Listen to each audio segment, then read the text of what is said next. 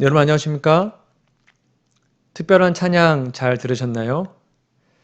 정말 그 찬양의 가사처럼 하루속히 이 모든 재난과 질병들이 또 이 지구가 잘 치유되었으면 좋겠습니다. 오늘은 역대상 12장 32절, 예레미야 42장 3절 말씀을 본문으로 해서 코로나19는 질문이다. 코로나19는 질문이다 라는 제목으로 한번 말씀을 나눠보도록 하겠습니다. 먼저 성경 본문을 읽어드리겠습니다. 이사갈 자손 중에서 시세를 알고 이스라엘이 마땅히 행할 것을 아는 두목이 200명이니 저희는 그 모든 형제를 관할하는 자며. 여기 보니까 두목, 지도자의 자격이 뭐냐면 시세, 즉 세상이 돌아가는 것을 바로 알아야 된다고 말하고 있어요. 예레미야 42장 3절 어떻게 알 수 있을까요? 당신 하나님 여호와께서 우리의 마땅히 갈 길과 할 일을 보이시기를 원하나이다. 보니까 하나님께서 세상의 시세를 알려주시고 우리가 가야 할 길과 할 일을 보여주실 때만 알 수가 있습니다. 흑사병, 유럽 역사를 바꾸다. 여러분 혹시 흑사병이라는 거 들어보셨나요? 패스트라고도 하는데요. 인류 역사에서 즉 팬데믹, 어떠한 병이 전 세계적으로 펴졌을 때에 세상이 바뀐 시기가 있었습니다. 그것이 바로 유럽의 흑사병이었습니다. 패스트라고도 합니다. 아시아에서 전파된 전염병의 창궐로 유럽 전역이 초토화가 됐던 사건인데요. 블랙 데스, 흑사병 또는 패스트, 전염병 때문이었습니다. 역사적으로 흑사병이 중요한 이유는 그 이후에 유럽을 비롯하여 세상이 완전히 새로운 세상으로 바뀌었습니다. 즉 흑사병은 중세 유럽의 붕괴를 가져온 동시에 신본주의가 무너지고 인본주의와 르네상스와 자본주의를 낳는 원동력 역할을 한 것이죠. 이 사진은 패스트, 즉 흑사병이 끝나기를 기도하는 사람들의 모습입니다. 1350년 무렵에 흑사병이 유럽을 강타했습니다. 알다시피 인구의 3분의 1 정도가 목숨을 잃을 정도로 피해가 무시무시했습니다. 하지만 의외의 결과가 나왔는데요.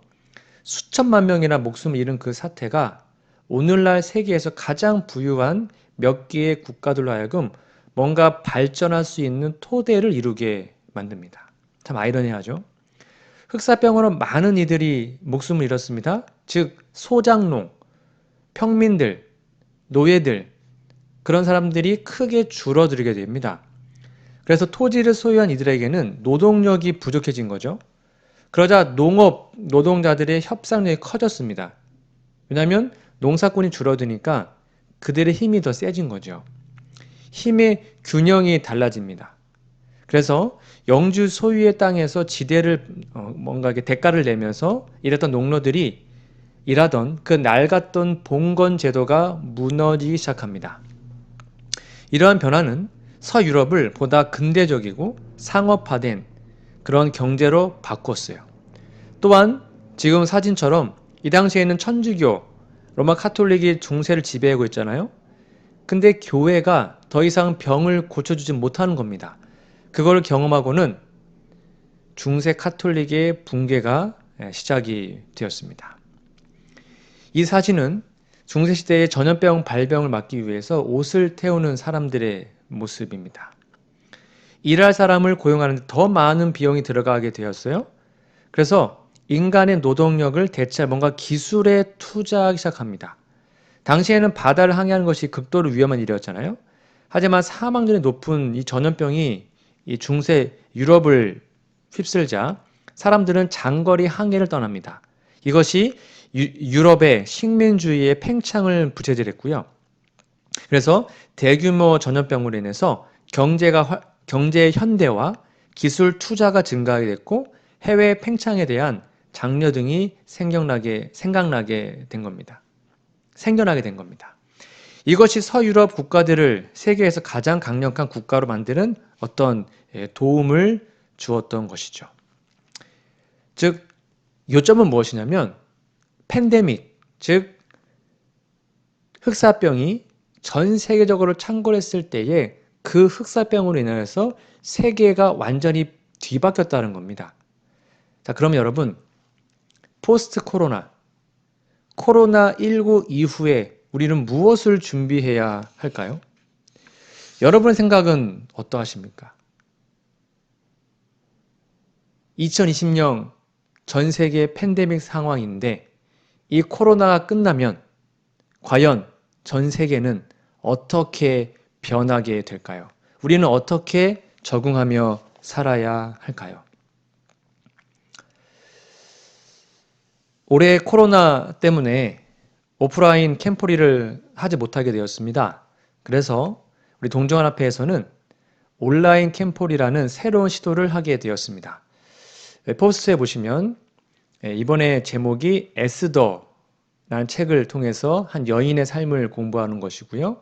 별이 빛나는 10월이라는 제목으로 캠프리가 이번 주 안식일부터 4주 동안 이어지게 됩니다.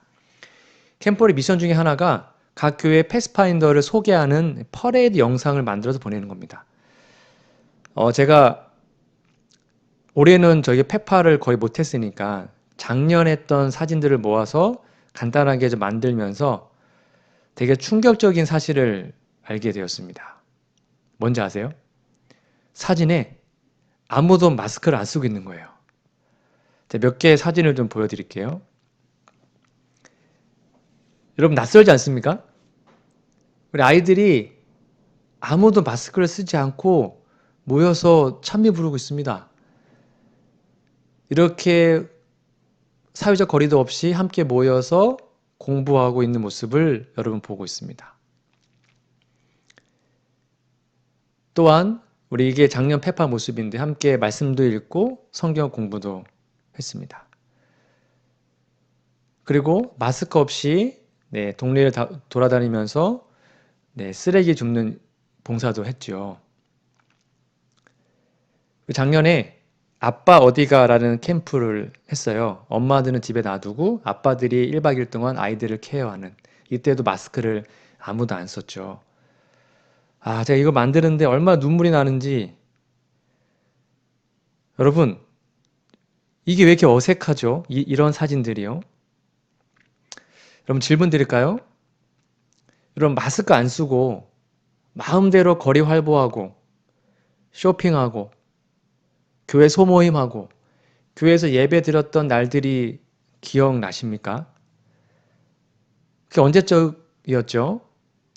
최근이었거든요. 얼마 안 됐어요. 근데 단 몇 개월 만에 세상이 완전히 바뀌어버린 겁니다. 제가 마스크 안 쓰고 했던 마지막 예배 사진을 좀 찾아봤거든요. 여러분 2020년 올해 2월 22일 안식일 마지막 경찬 모습입니다. 안식일 날 오전에 함께 모여서 경탄했던 마지막 시간입니다. 그리고 그날 안교 소그룹을 마지막으로 교과 토요일 했습니다. 이렇게 마스크 없이 함께 모여서 둥그렇게 모여서 올해 저희 교회가 소그룹 모임방 많이 만들었잖아요. 여기 보시면 이렇게 마스크 없이 함께 모여서 소그룹끼리 말씀을 나누고 또 여기 모임방도 찜질방에서 이렇게 말씀을 나누고 했습니다. 여러분 기분이 어떠세요? 감회가 어떠세요? 질문 드릴게요. 다시 이전의 삶으로 돌아갈 수 있을까요? 여러분 다시 우리가 마스크 벗고 이렇게 정말 평화롭게 소그룹하고 예배드리는 날이 다시 올까요?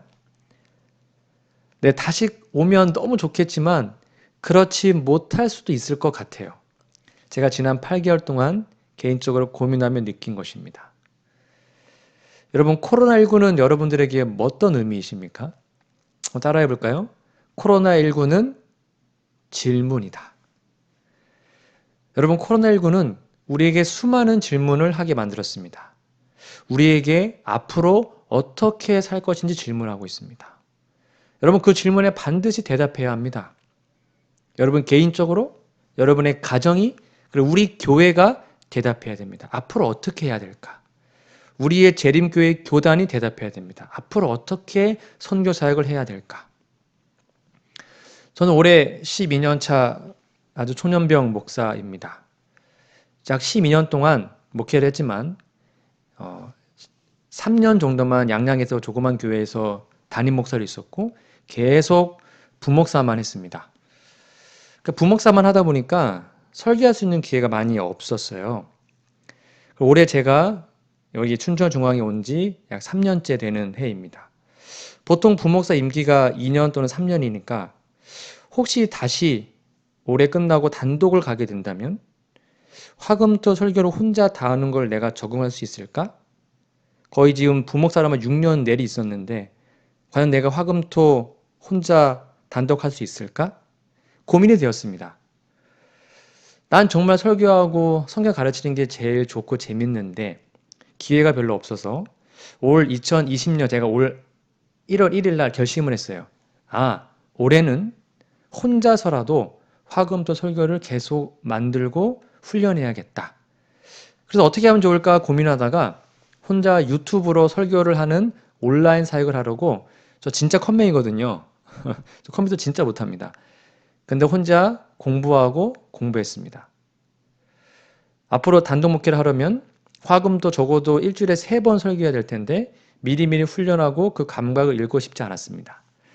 그렇게 2020년 올해 1월 달 약 한 달 동안 혼자 이것저것 찾아보고 열심히 온라인 사역, 영상 편집하는 걸 좀 공부한 다음에 부족하지만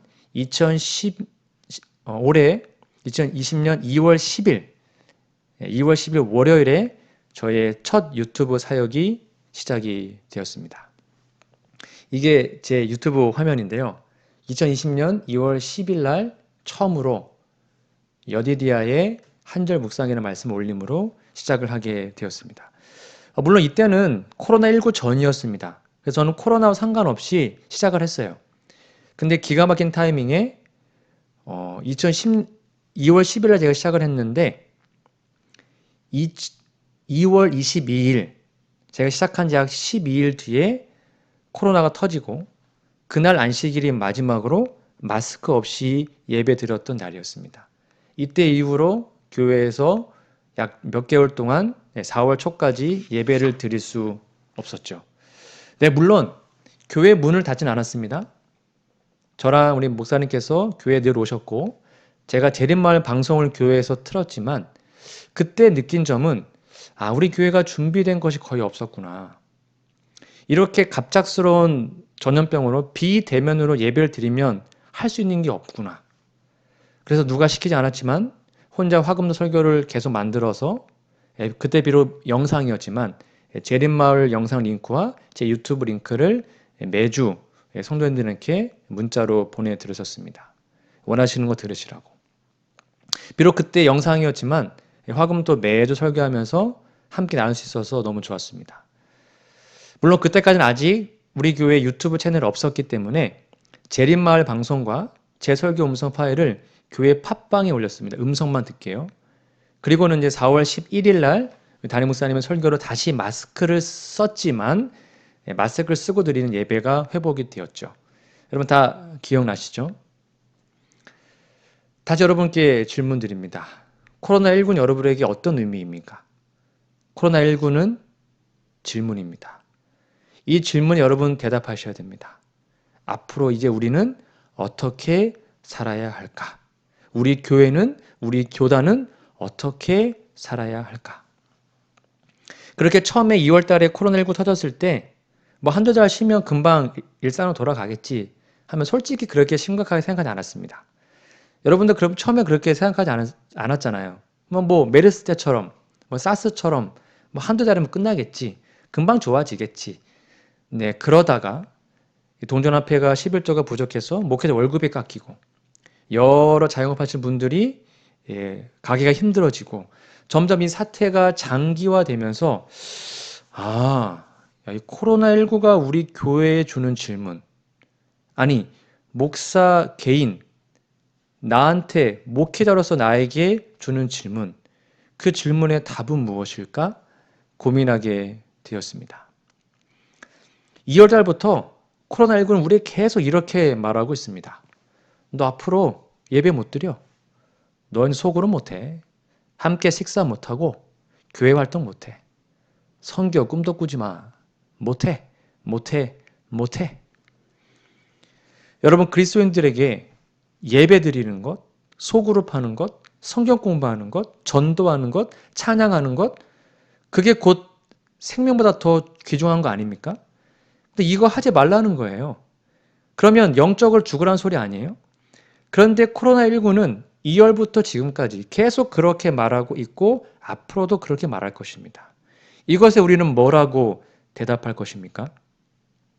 앞으로 대면 예배가 또 없어지고 이제 법적으로 막히고 나면 앞으로 코로나보다 더 큰 전염병이 더 많이 올 텐데 그때 우리는 어떻게 해야 될까요? 목회자로서 설교하고 성경 가르치는 게 가장 좋고 행복한데 그걸 못하면 어떻게 해야 될까요? 그게 저의 고민이었습니다. 그래서 부족하지만 유튜브 사역을 시작하게 된 겁니다.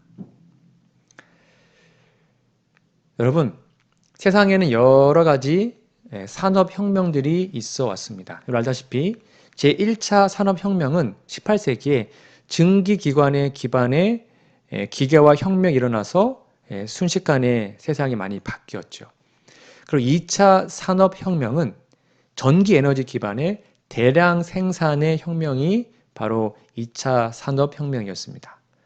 그리고 3차 산업혁명은 20세기 후반이었는데요. 바로 컴퓨터와 인터넷 기반의 지식정보혁명이 되었습니다. 그리고 놀랍게도 지금은 제4차 산업혁명 기간인데 이제는 빅데이터, AI, 로봇, 인터넷, 유튜브, 개인 방송 이런 정보기술 기반의 초연결, 세상과 완전 연결되는 혁명이 지금 일어나고 있습니다. 여러분 세상은 지금 급격하게 변하고 있습니다. 모든 자본이 코로나19 이후로 디지털 사업, 온라인 사업으로 다 이동했습니다. 코로나19 사태로 우리가 온라인, 디지털에 적응하고 그것을 선교적으로 이용하지 못하면 우리 교회는, 우리 교단은 아마 힘들어질 겁니다. 그러면 2020년 이후, 코로나19 이후의 춘천중앙교회 미래 예측 시나리오는 무엇입니까? 이후에 우리 교회는 어떻게 나아가야 되고 무슨 일을 해야 될까요? 미래 예측 시나리오는 누가 써주지 않습니다. 우리가 말씀과 예언을 근거로 작성해야 됩니다. 절대로 남들이 해주지 않아요. 우리가 직접 스스로 해야 됩니다. 직원회에서 자주 논의해야 되고요. 장로회에서 집사회에서 자주 모여서 머리를 맞대고 2020년 이후에 우리 교회의 모습을 고민하고 또 고민해야 됩니다. 여러분 각 교회 직원회가 있습니다. 직원회의 목적이 무엇이죠? 우리 교회 요람에 보면 이렇게 나와 있습니다. 직원회의 주된 관심은 교회를 영적으로 성장시키고 첫 번째가 뭐래요? 영적으로 싸우는 것이 아니고요. 영적으로 성장시키는 것이 직원의 목적이에요. 그리고 전도 사업을 계획하고 촉진하는 일. 그러니까 직원에서 딴 거 회의하는 게 아니고 어떻게 하면 전도 잘할 수 있을까, 선교 잘할 수 있을까를 계획하는 것입니다. 그리고 적소에 활동적인 제자 훈련을 어떻게 할 수 있는가를 서로 회의하는 거예요. 이게 직원의 모습이거든요. 교회 요람에 이렇게 나와 있습니다. 190페이지. 교회 직원의 일이 그 교회의 생명과 건강과 성장에 절대적으로 필요한 것이므로 적어도 한 달에 한 번, 적어도입니다. 적어도 한 달에 한 번 정도는 회의를 갖는 것이 필요하답니다. 필요하다면 더욱 자주 모일 것이다. 지금이 그 필요한 시기입니다. 그러니까 이제는 직원이 오래 한다고 두 달에 한 번씩 모이는 것이 아니고요. 한 달에 한 번, 아니요, 2주에 한 번이라도 더 자주 모여서 머리를 맞대고 연구하고 토의해야 됩니다. 코로나19 이후에 어떻게 비대면으로 선교하고 전도하고 방문하고 봉사하고 예배하고 찬양하고 그리고 사역할 수 있을지 아무도 안 가본 길이잖아요. 우리 다 모르잖아요. 그러니까 서로 함께 모여서 회의하고 기도하고 공부해야 되지 않겠습니까? 그저 아무것도 못하는 손 놓고 있으면 그렇게 교회는 죽어가는 것입니다. 올해 우리 교회 성만찬 못했습니다. 여러분 성만찬도 온라인으로 못해볼까요? 전도회 올해 못했습니다. 온라인 전도할 수 있잖아요. 그런 거 우리 고민해봐야 되지 않을까요? 그냥 안 되니 하지 말자 이게 아니라 어떻게 할 수 있을까? 그거 연구하는 게 직원의 목적이라는 거예요. 우리 교회를 살리는 리부트 공식 4가지를 함께 말씀드리고자 합니다. 제1공식은 언택트를 넘어 온택트로 세상과 연결하는 것입니다. 두 번째는 디지털 트랜스포메이션으로 완벽히 변신해야 됩니다. 세 번째는 자유롭고 독립적으로 인디펜던트 워커로 일해야 됩니다. 그리고 네 번째는 세이프티, 의무가 아닌 생존을 걸고 투자해야 합니다. 좀 말이 어려우시죠? 좀 쉽게 하나씩 설명을 드리겠습니다. 첫 번째입니다. 언택트를 넘어 온택트로 세상과 연결해야 합니다. 예전에는 이 미들맨이라는 사람도 있었다고 합니다. 중간다리 역할이죠. 예를 들면 누군가가 강연을 해요. 그러면 강사가 있고 그 강연을 듣는 사람들을 모아두는 중간 단계의 미들맨이 있었습니다. 그래서 500명 모아놓으면 강사 초청해가지고 말씀을 또는 강의를 듣죠. 근데 지금은 그런 직종에 있는 사람들 다 실직했습니다. 이제는 직접 뛰어드는 시대가 되었습니다. 그러니까 무슨 말이냐면요. 코로나19 이후에는 완전히 다른 세상으로 이민을 갔다고 생각하시면 편합니다. 우리 모두는 이민 같습니다. 완전히 다른 세상으로 간 거예요. 그러니까 디지털 세상에 교회를 던져놓고 교회와 말씀을 좋아하는 사람들을 끌어당겨야 합니다. 이제는요. 그러니까 디지털 세상은요. 다 준비된 다음에 시작하는 것이 아니에요. 그냥 5%만 준비되면 뭐 구독자 10명만 돼도 바로 뛰어들고 시작해야 됩니다. 작게 실행해야 합니다. 또 부족한 저의 경험을 조금 나누면 제가 이제 올해 2월 10일 날 유튜브 시작할 때 구독자가 거의 없었습니다. 근데 꾸준히 매일 조금씩이라도 말씀을 올리고 또 함께 말씀을 나누니까 부족하지만 현재 구독자가 143명이고 매일 약 150명에서 200명의 사람들이 제 유튜브에 와서 말씀을 듣고 갑니다. 누군지는 몰라요. 그리고 제가 이제 지난 8개월 동안 오늘로서 딱 8개월이거든요. 8개월 동안 쭉 조회해 봤더니 8개월 동안 조회수가 38,000회 38,000번의 조회수가 있었습니다. 그리고 순 시청자 수는 그러니까 누구가 몇 번씩 중복할 수 있잖아요. 순수하게 시청한 사람들은 4,800명. 그리고 미국, 아르헨티나, 오스트레일리아, 사우디아라비아 등등에서도 시청하는 것으로 확인이 되었습니다. 물론 현재 우리 교회는 부분 공개라 우리 교인밖에 접속을 못합니다. 현재 우리 교회 유튜브는요. 제가 제안드리거든. 지금 당장 우리 교회 유튜브를 방송에 더 좋은 영상의 질을 위해서 카메라도 새 것으로 바꿔야 되고요. 유튜브 방송을 위해서 좋은 장비들을 투자해야 합니다. 방송실을 다 바꿔야 됩니다. 그거 지금 해야 됩니다. 오프라인에서도 물론 열심히 해야 됩니다. 하지만 디지털 세상, 즉 온라인에서도 사람들이 찾아오고 싶은 컨텐츠를 교회 차원에서 개발해야 됩니다.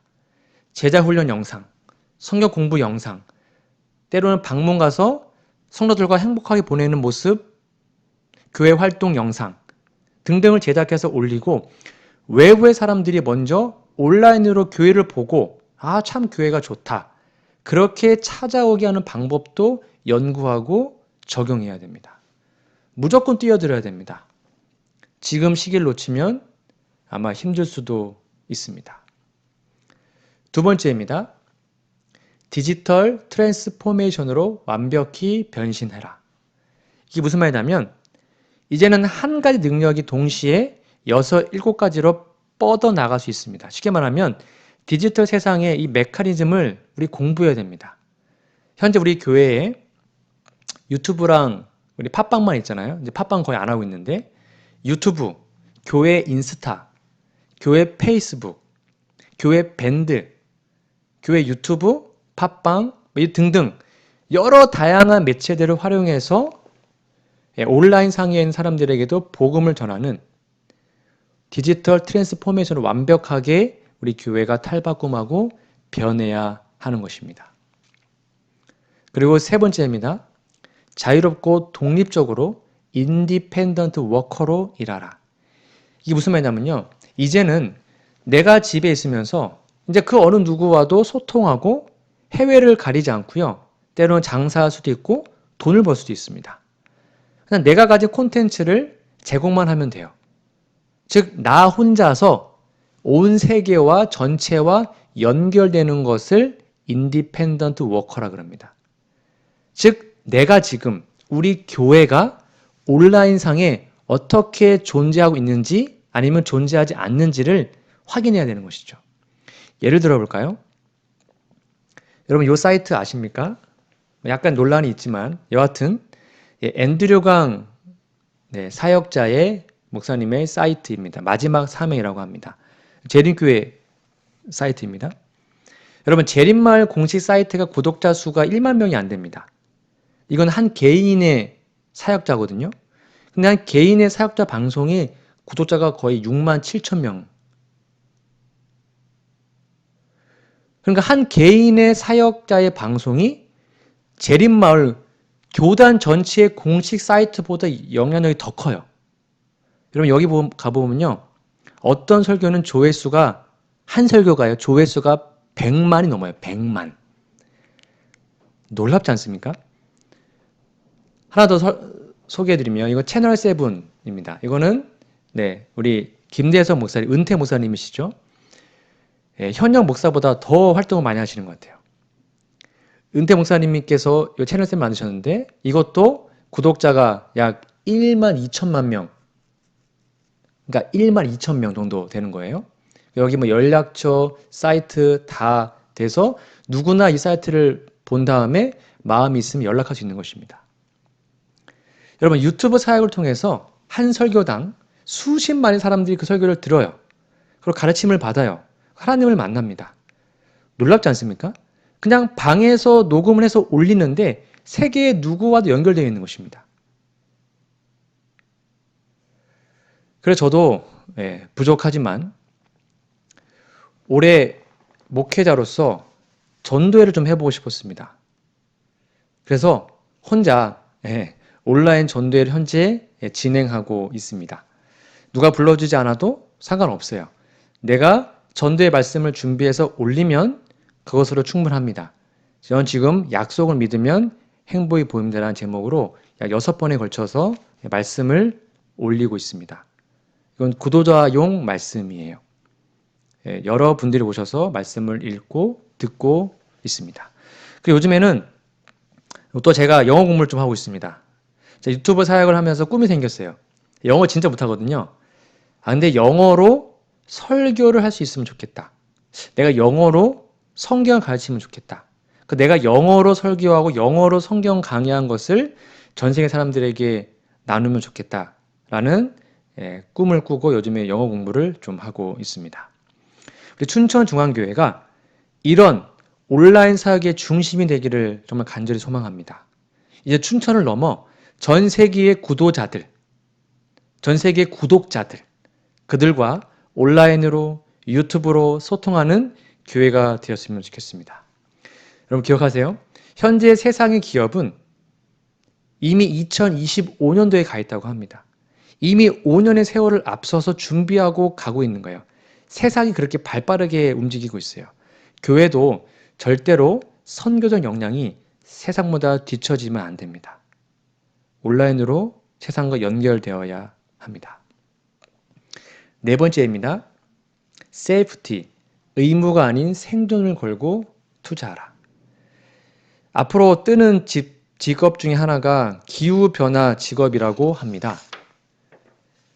무슨 말이냐면 이제 코로나 사태 이후로 지구 온난화가 이제 많이 이슈화 됐죠. 그래서 이제는 생존을 걸고 의무가 아닙니다. 우리의 모든 걸 걸고 이 사업에 뛰어들어야 하는 것입니다. 여러분 지금 2020년대가 아닙니다. 2025년입니다. 여러분 그래서 힘든 거예요. 우리를 5년치를 한꺼번에 배우니까요. 여러분 코로나19로 교육, 온라인 시스템을 많이 갔죠. 쇼핑도 대부분 다 온라인으로 하죠. 예배 거의 대부분 다 온라인으로 드리죠. 이렇게 완전히 바뀌었어요. 이제 과거로 돌아갈 수 있을까요? 아마 힘들 것입니다. 보통 사람들이 3, 4개월 정도 그 생활을 반복하면 굳어져 가지고 그 전으로 안 간다고 해요. 이미 세상 2025년을 보고 있는데 2019년 이전으로 돌아갈 수 있을까요? 쉽지 않을 것입니다. 그러니 당장 시작해야 됩니다. 우리가 뒤처지지 않기 위해서 선교적으로 영적으로 낙오되지 않기 위해서 5년치 공부를 미리 해야 됩니다. 그 골든 타이밍을 놓치면 안 됩니다. 늦어도 올 연말까지는 아니요 내년 2월까지는 우리 교회의 전반적인 온라인 사역 시스템을 구축해야 된다고 제안 드립니다. 정리하면 언택트를 넘어서 온택트로 세상과 연결해야 됩니다. 교회가요. 그리고 디지털 트랜스포메이션으로 유튜브 하나만 하는 것이 아니라 유튜브, 페이스북, 인스타그램, 카카오 스토리, 트위스터 많이 있잖아요. 그 완벽히 다 해야 됩니다. 그리고 자유롭고 독립적으로 인디펜던트 워커로 방에 있어도 혼자 말씀을 전해도 다 들을 수 있도록 그리고 의무가 아닌 생존을 걸고 여러분 투자하는 우리 교회가 되었으면 좋겠습니다. 저는 오늘 코로나19는 질문이다 라는 제목으로 말씀드렸습니다. 여러분 코로나19로 세상이 신속하게 바뀌고 있는 지금 우리는 과연 어떤 준비를 해야 할까요? 마지막으로 성경 말씀으로 적용을 하고 오늘 말씀을 정리하겠습니다. 성경은 분명히 이 마지막 시대를 노아의 때와 같다고 말하죠.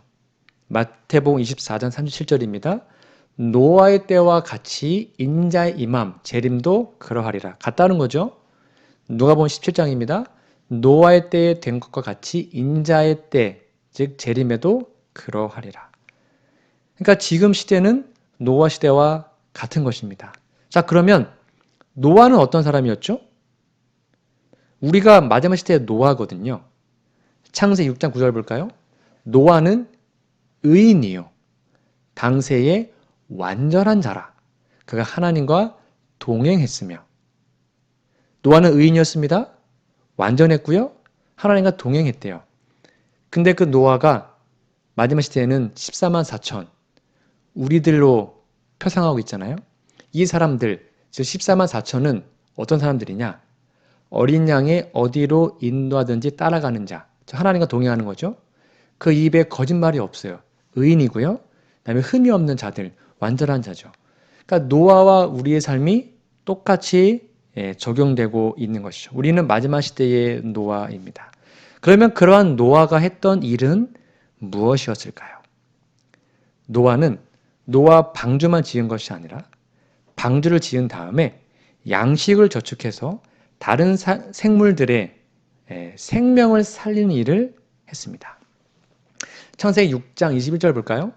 노아는 먹을 모든 식물을 네개로 가져다가 저축하라. 노아는요 양식을 저축했대요. 이것이 너와 그들 방주에 탄 동물들의 식물이 되리라.